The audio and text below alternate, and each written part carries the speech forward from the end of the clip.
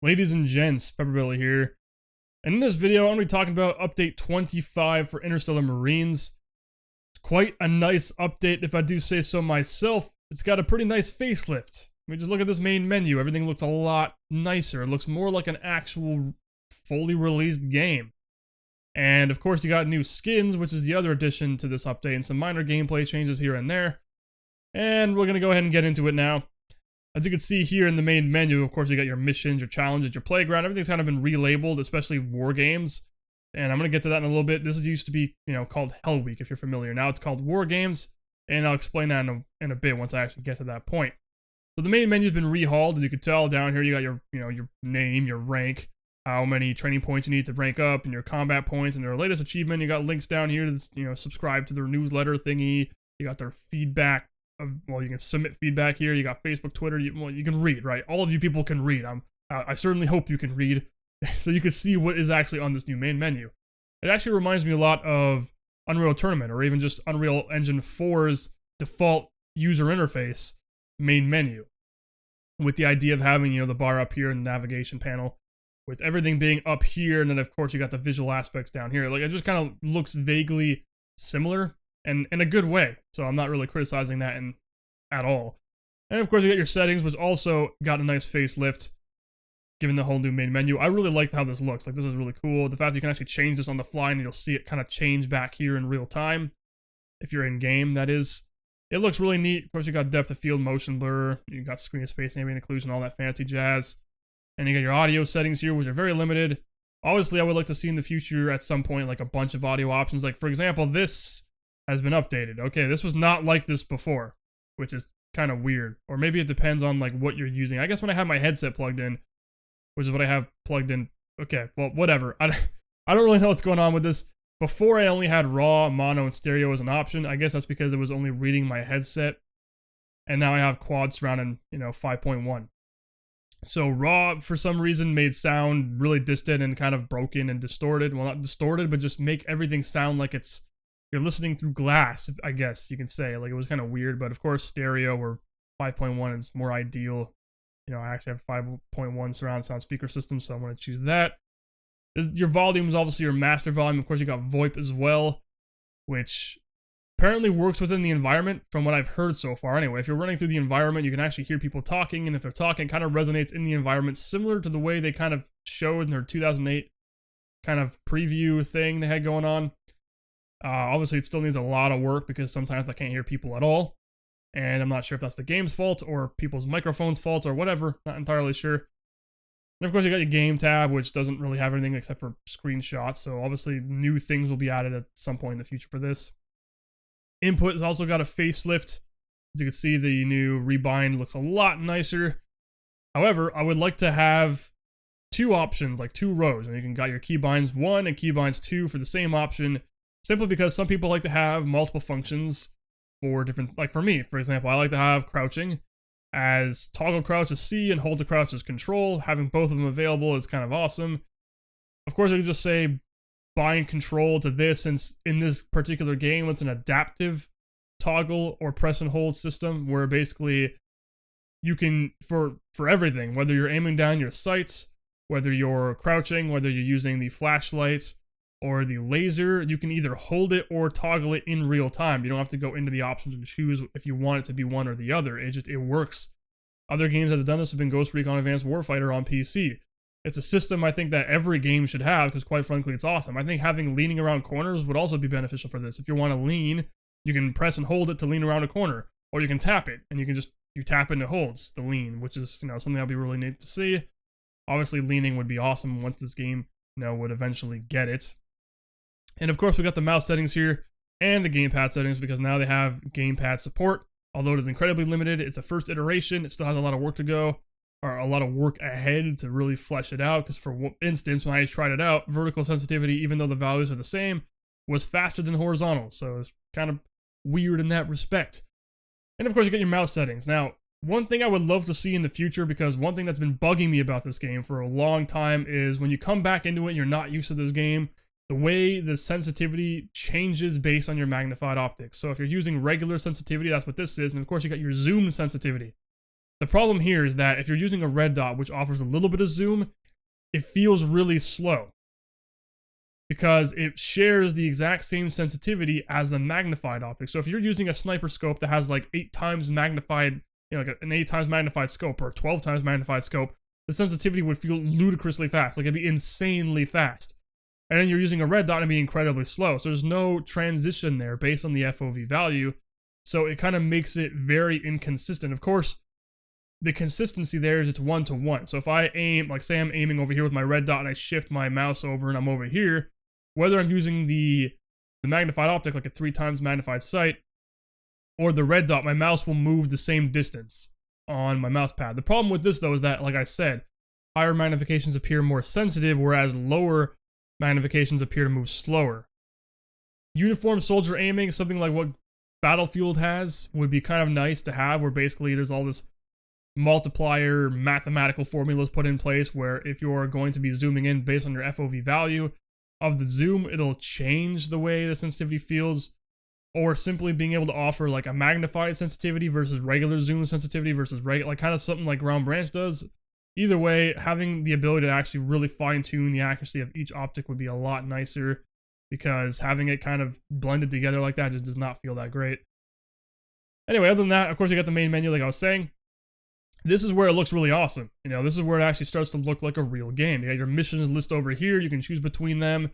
You got your description, the game mode types. So of course, you can see this is campaign, this is tutorial, the rewards for completing the mission, which is, 1000 CP. This changes in respect to your difficulty, how much you actually earn. And of course, this CP actually has an important role now. Before it was like you just played Hell Week, you accumulated CP, and that was basically just like your score. Now you actually earn CP, and this CP is used to buy weapon skins or armor. Just skins in general, the camouflages you can get.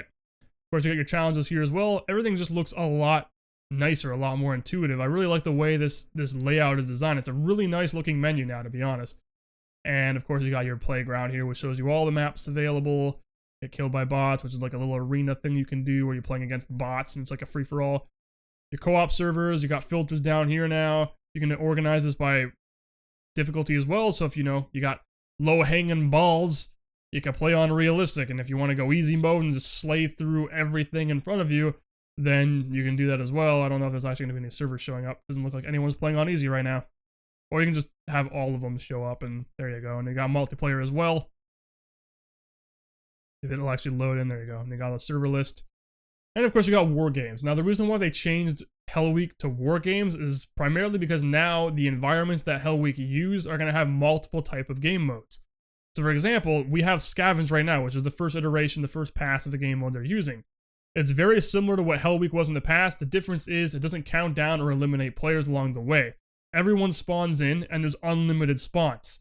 So you can spawn in as many times as you want, and you can die as many times as you want in respect of that, basically. And you go and you scavenge points, the combat points. And if you have combat points and you live to the end of the game, then you get those combat points regardless of what place you're in. In the past, it was basically like it would eliminate players with the lowest amount of combat points along the way until the remaining 3 players were left, and then they would win. No longer the case. Everybody wins so long as you have combat points. And if you're like some unlucky people and you get killed at the last minute and then I steal all your combat points, well, then you got really nothing to worry about. Otherwise, that's just a rage-inducing scenario, and that really sucks. It's happened to me too, right? That guy that I killed, like, you're not alone, all right? I died at the very last minute and lost like 8,000 points. It sucks. It really sucks. You're like punching walls and kittens and anyway, whatever. So you obviously have your profile tab, and this is where things get interesting. And this is obviously what most of you guys care about, which is the weapon skins. But of course, you got statistics over here, which I'm gonna show you this. Obviously, you can choose local, session, ranked. Okay, only available when you actually connect to a server. Anyway, whatever. All this stuff will obviously be fleshed out in the future. You got your achievements list, your summary, which shows you all the basic information about your profile. Anyway, the customization. This is what people want to see. So, firstly, I want to just get this out of the way. As someone who was not exactly on board with the idea of having weapon skins, or just skins in general, I can tell you that I am actually pleasantly surprised by the implementation of this feature. Now, the whole idea of having skins was to kind of reinvigorate the player base, to keep them going back and playing the game, because obviously there was not enough people playing, and there was just not enough content keeping people here. And the idea of having skins and camos was to kind of re-inspire and reinvigorate the life into this game so that players will come back and keep playing the game over and over again. Now, obviously there was a ton of people out there who were voicing their concerns, me being one of them, on the actual practicality and efficiency of this, whether or not it was actually going to work.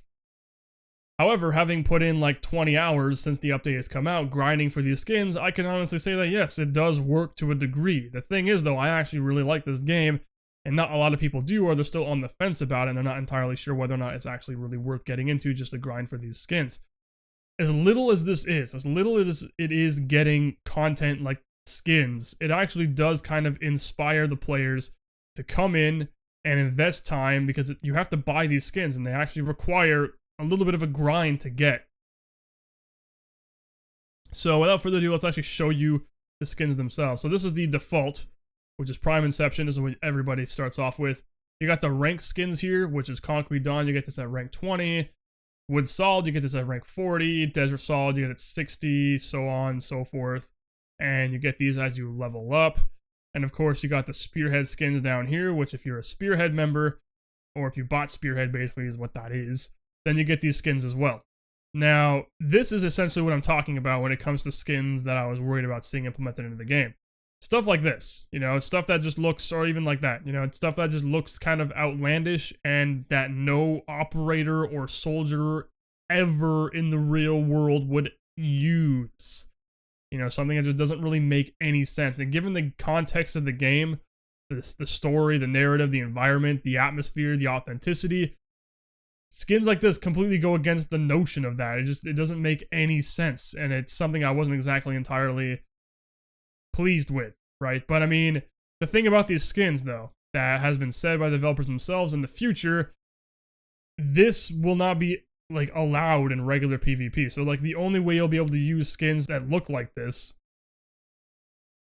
will be in PvP like deathmatch, you know, just like simple game modes that nobody really gives a shit about, right? Whereas playing co-op or single player or actual PvP matches in real environments, like with objective based game modes, you're not going to be able to just look like this. I mean, that just completely break the whole immersion, right? Like you just kind of like throw everybody on, like kind of, it looks weird, right? Like it's like friggin' going and playing paintball or something, or like, you know, some kind of mill sim environment, and then some guy's wearing a pink bunny rabbit outfit, and you're just like, what the fuck is this shit? You know, like, what are you doing?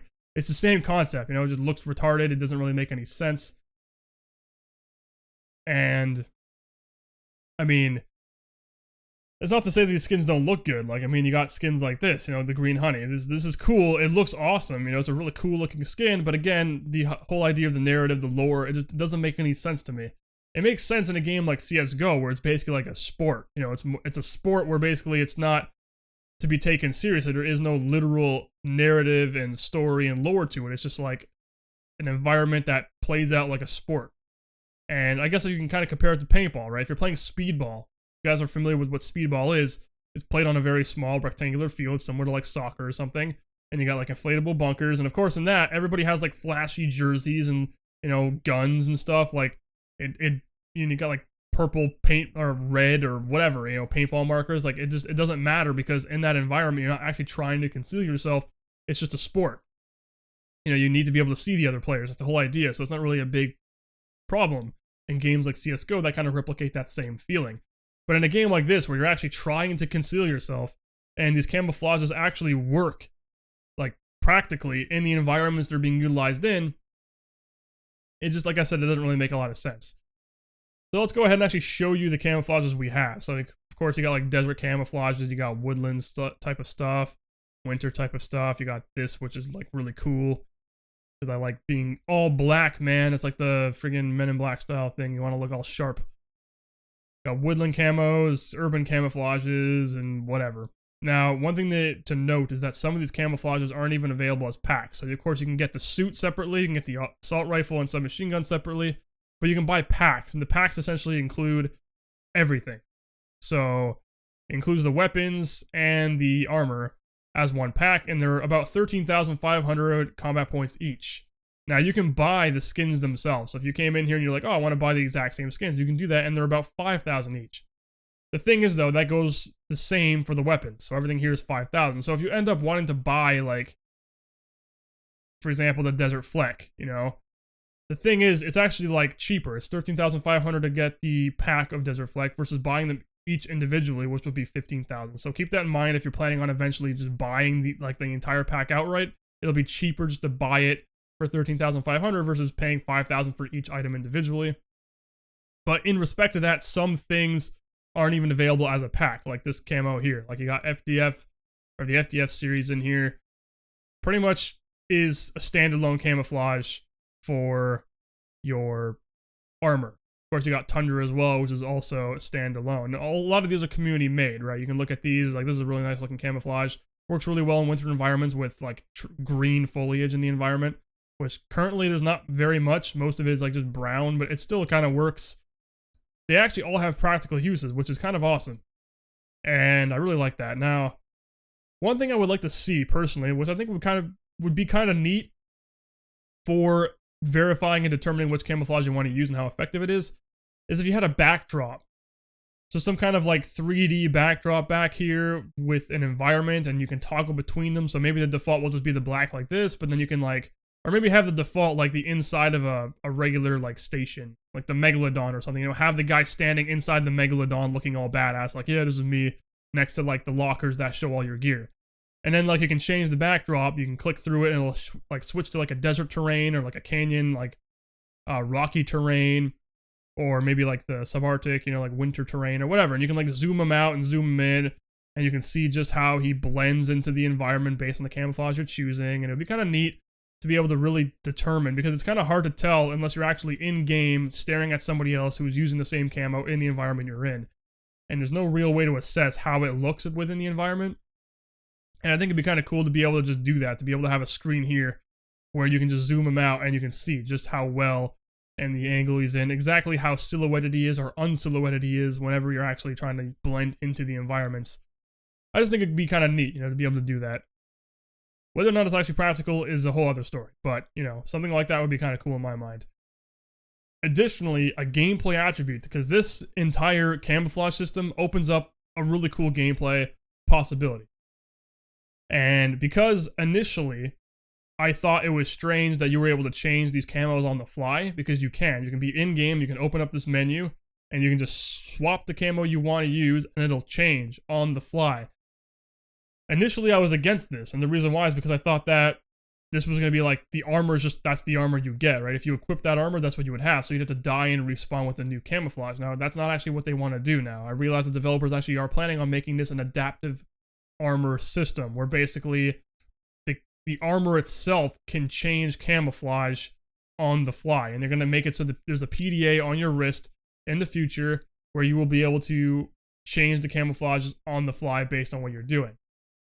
Now, whether or not this has any real relevance to the campaign or a single player experience, because if you think about it, if you're going to be getting deployed to a certain environment, it wouldn't really make sense to like be able to change. You know what I mean? Like, it makes sense within the game now because you're playing in multiple different environments, so being able to change camouflages on the fly would make sense. But in real deployment, you know, if I was going to Afghanistan, would I need to have a piece of armor or like a uniform that can change camos and like, you know what I mean? Like, it seemed. But then again, this is the future, so it kind of makes sense why you would have that way you don't have to have like a billion different types of armor to change into. So I guess that makes sense. But so anyway, like, the whole point is you have the ability to change in real time. And with that brings up this entire gameplay prospect I thought of that makes a lot of sense. It can actually add depth to the combat. And that is a camo index system. So if you guys are familiar with Metal Gear Solid, you will know exactly where I'm going with this. Essentially, every single camouflage you equip and you utilize comes with a camo index on how effective it is at making you more difficult to see within the relevant environment.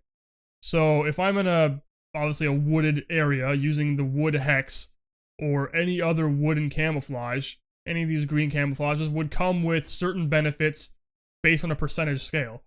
So let's say I'm using wood hex. and I'm in a wood environment, let's just say this gives me about 50% concealment compared to not having it. So, you know, if I was using this, it would be like 0% concealment. I get 0 bonuses to having this equipped. But if I were to equip this, then it would increase to like 30%, where the NPCs and the AI would have more difficulty seeing you based on that percentage value. So it kind of works the same way as hiding in the dark. You know, think of like the light shadow thing from Splinter Cell, or even this game has it where if you're not in the light, bots can't really see you. It's harder for them to detect you in the dark. Same exact idea, except the camouflage is operating the same way, but it works in light conditions as well, and even more so in the dark. So based on how dark it is, and based on the camouflage you're utilizing, it'll actually dictate how well you are hidden. Now, of course, movement factors into this as well. So if you're sprinting in the open, like if I'm in a tropical area and I'm using this camouflage, I'm sprinting through thick foliage, that percentage value will drop to 0 because I'm moving, and humans can pick up movement very, very well. Now, if I'm stationary, it would be at the maximum percentage concealment value. So like, let's say 50%. 50% harder to detect. To me, that's like a really cool concept. You know, MGS, Metal Gear Solid has always been awesome ever since they implemented that whole system. I think it was back in Metal Gear Solid 3. It was just such a cool concept that actually makes camouflage more than just a cosmetic thing that's there. It actually contributes to the environments you're in and actually does something in making you harder to see. And if you want to stand out, you can do it as well. You can change camos to something that makes you easier to detect. And even the latest iteration of Metal Gear, so Metal Gear Solid 5, has it. Although the camo index isn't a percentage that you can see, you just know it works. If you're using Tiger Stripe, you hide better along rocky terrain. If you're using a desert camouflage, obviously you hide better in sand and dirt. If you're using wooden camouflage, obviously you're going to be better hiding in trees and thick foliage and stuff like that. And it works. And it's really cool on how they did that. Now, I would love to see that in this game as well, just because it would actually, like I said, add depth to the use of this skin system, where being able to adapt and acclimate the camouflage you're using to the environment makes it difficult for the AI and NPCs to detect you based on what you're using. So, I mean, to me, that's a good idea. Like, I don't know whether or not anyone else thinks that's a good idea. To me, it just makes perfect sense, because if you're going to have a system like this, why not utilize it? Why not make it an actual gameplay feature? You know, like make it something that actually impacts gameplay in a significant way, that makes the use of these camouflages an actual tactical decision, not just looking cosmetically cool. It's an actual use. You know, you actually have a real use for it. Now, of course, you got the spearhead skins down here, which I already talked about. Or I didn't really talk about. I kind of mentioned it briefly, but of course, one of the things I like is the Frontier Cadet. So if you're a Spearhead member and you're kind of worried about grinding for these things, Frontier Cadet is almost a universal camouflage. It works in almost every single environment, even the winter environments. You use this, and whether you're in a swamp or you're in like, you know, canyons, or you're on the moon or whatever, it works really, really well at concealing you, because it kind of has this universal adaptation to it, which is nice. Obviously, it's not going to be as ideal as using like Siberian Breeze in the winter, but the point is, it still actually has an effect, more so than just running around looking like this dude, right? Where you're just all gray and bluish, where you can be spotted really easily. But anyway, they actually have real uses to them, and I like that. You know, the reason why I was concerned about having skins in the game is because they were going to be outlandish and ridiculous looking, but in reality, these are actually skins that can be used to a tactical advantage. And with that is why I came up with the whole gameplay concept of having a camo index. To me, it just makes perfect sense. But anyway, that's 24 minutes in, guys. That pretty much wraps it up. Now, the developers are going to be obviously continuing development. They have 2 interns right now, so there's a lot of work ahead in terms of actually developing this game. And what's currently on the agenda, from what I have seen, this update was rolled out, which obviously changed the menu, changed some gameplay attributes, you know, included Wargames, all that kind of stuff. And we're going to be seeing some additions like that. Hopefully there'll be more camouflage in the future, maybe like a spearhead camouflage where it's like adaptive, it automatically changes based on climate or whatever. You know, you got all this camouflage potential in the future. But the next update is going to be focusing mainly on bug fixes, and that, yeah, that's pretty much it. Just mainly bug fixes and polishing up the game. And of course, coming April or May, they're going to be really putting a portfolio together to actually go campaigning for a potential publisher, which hopefully they can find one, because I would like to see this game developing a lot faster. Currently, it's at a very, very slow pace. It's actually at the slowest pace it's ever been right now because of recent events that video I made a while back talking about development hell, on how they pretty much have to lay off like a lot of people, and there's only 2 intern coders now and Kim himself. So there's only really 3 developers working on this right now, so things are going to slow down drastically. This was a really cool update that they were able to pump out. I'm actually pleasantly surprised with this update. It's really good. My only 2 gripes with it would be the bots, because the bots seem like they got like they're broken now, basically, because they will spot you from across the map in ridiculous ways. They can see you through foliage. They were always able to before, but now it seems like really just godlike, you know? I actually have a clip of a guy spotting me from literally like 300, 400 meters away and shooting at me when there's 2 other bots directly in front of me who don't even see me. It's like, it's ridiculous. All you see is like a little blip, like a muzzle flash, like way the fuck out in the distance, shooting at me. Because I can hear the bullets landing around me, and it's like, it just seemed ridiculous. Or they spawn and materialize literally out of thin air right in front of you all the time. That has been happening to me consistently, and it's completely breaking the whole gameplay. It's destroying gameplay, basically. Like, it's completely breaking the player experience, having these bots spawning in literally in front of you. I have a ton of footage of that as well. You just be running around, and then suddenly the bot appears, he makes a sound, he starts shooting at you, and he opens up, and it's like, there's nothing you can do about it. Either you get killed, or you're lucky enough to be in a position where he misses, and you're able to return fire, or find cover.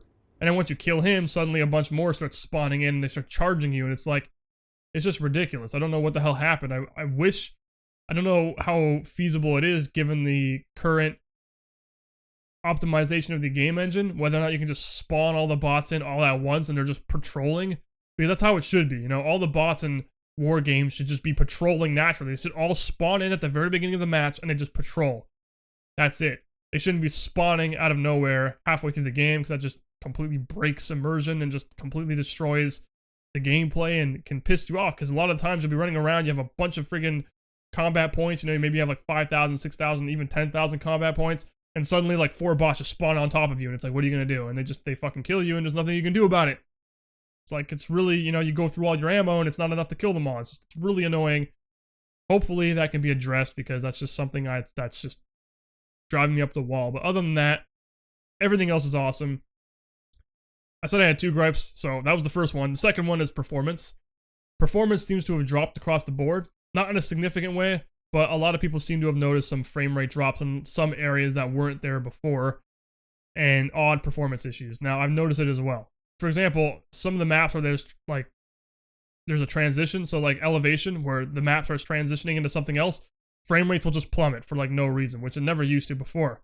And then sometimes, like, you'll be looking at certain areas of a certain map, and performance will plummet as well. Now, I mostly have really good performance, you know, like above 60, above 100, depending on the map, give or take. But sometimes it will occasionally, based on certain environments and weather conditions and whatever, it'll drop to like 40 or even 30 in the worst case scenario. So it's like, obviously, which never used to do that before, is the point I'm trying to make. It never did that before, and now there's actually performance drops that are just very annoying.